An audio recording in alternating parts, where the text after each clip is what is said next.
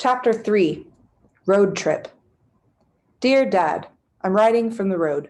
Don't worry, I'm not driving. Ha ha. We're on our way to Oklahoma, as you know. Mom said I had to email you and wish you Merry Christmas. Merry Christmas. Okay, now she says I have to write more than that. Tap, tap, tapping because I can't think of anything. Okay, how's the weather? Just kidding, we left 10 minutes ago. Really though, I'm good. Wheels are good. See you in the summer, Ellie. It's already been more than 3 hours, and we're already just nearing Memphis. Tennessee is so freaking long. I mean, it's not like I have a problem sitting, obviously, but the DVD player broke last month, and there's nothing to do back here but watch the river appear and disappear again. If you've never seen the Mississippi, you're not missing anything. The MISSISSIPPI is ugly. It's murky on a good day. In winter, it's toilet water. At least there's a big, beautiful lake where we're headed. If I play it right, maybe Mom will let me do more than sit with my feet in it this summer. Water is the only place my body isn't the enemy. In water, I'm weightless. I can float free. I'm starving. Let's get past Memphis. But the barbecue's in Memphis. I saw an episode of the Great Food Truck Race where they went to Memphis. I want to go to Leonard's Pit, get a whole pile of their barbecue pork and shoestring fries. I yell out the exit number at every mile marker for 10 miles. It works. We're back on the road in less than half an hour with greasy paper bags full of food. Why do barbecue joints always give you those tissuey napkins that tear into shreds when you try to use them? Mom's such a pushover, but she's good at road tripping like this. Let's make it an adventure, she'll say whenever we have to do something half miserable, like go for leg brace fittings or clothes shopping. Clothes shopping is the worst, with Mom following me into every fitting room and helping me try on jeans, as if anybody wants her mom to watch her try on jeans, but she somehow makes it easier. We'll skip school, take the day, eat picnics in the park, or get Auntie Anne's pretzels nuggets at the mall, and take long drives with the windows down. She can spin anything. I take a bite of my lemon square from Leonard's, and the powdered sugar dissolves like cotton candy in my mouth. It reminds me of lemon cream pie. I remember that's what won the pie contest at Mima's church a few years ago. Every year, on the first weekend in May, Bethlehem Methodist has a big fish fry and a silent auction. And every year they have a bake-off and the best pie wins.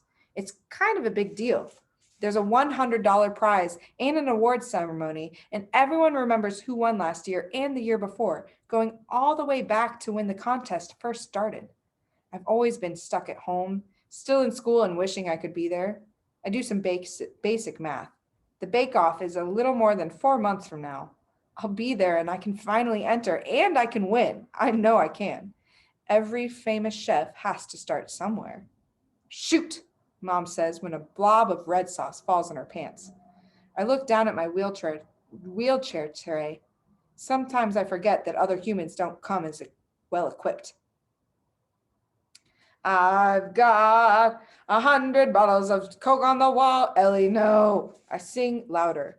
We're in Arkansas now, and I'm stuck in traffic outside Conway. Take one down, pass it around, 99 bottles of Coke on the wall. Ellie, I will pull this car over right this minute if you don't stop that. 99 bottles of beer in the all right. If you don't like my choice of music, you can pick the station.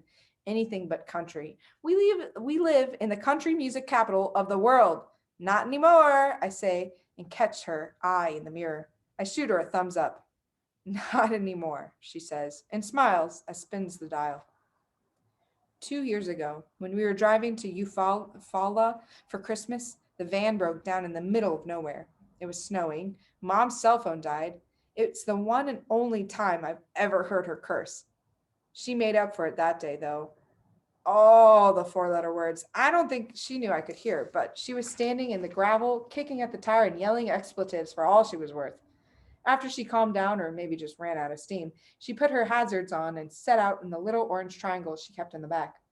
She wrapped a blanket around me and put the iPad on Nick Jr. app. It took her an hour, and she lost her hat in the snow, but she did it. She changed that flat in the freezing cold, middle of nowhere America.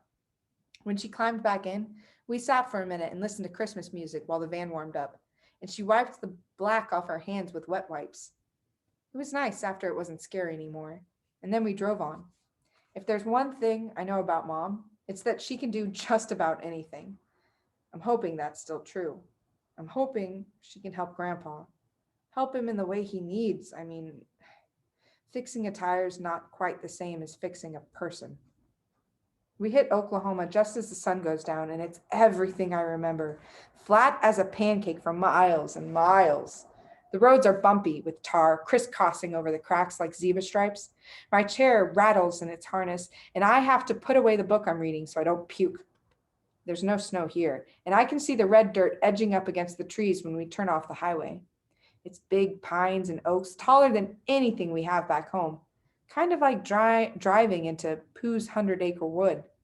We turn off Route 9 onto the gravel road that leads into Meemaw and Grandpa's neighborhood. When they first moved here after he quit his job in the Midwest city, he called it a retirement village. He said it wasn't a trailer park if nothing ever moved, and he was right.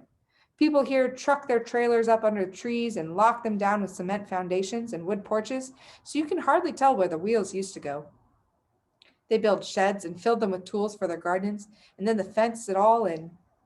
When you pull into 713 Alcoa Drive, the headlights snag on the smashed up front of Grandpa's Ford, and it's so pitiful that I look away, down at my chair, creaking as we bump over the gravel. Trailers, trucks, bodies. There's so many things wanting to move that the air feels electric with it, like when the hair stands up on your arms before a lightning strike. But I'm so tired. All I want is bed and a blanket. If Mom's going to break the news to Meemaw that we're here to stay, I'll need to be ready and rested because there's sure enough going to be a storm.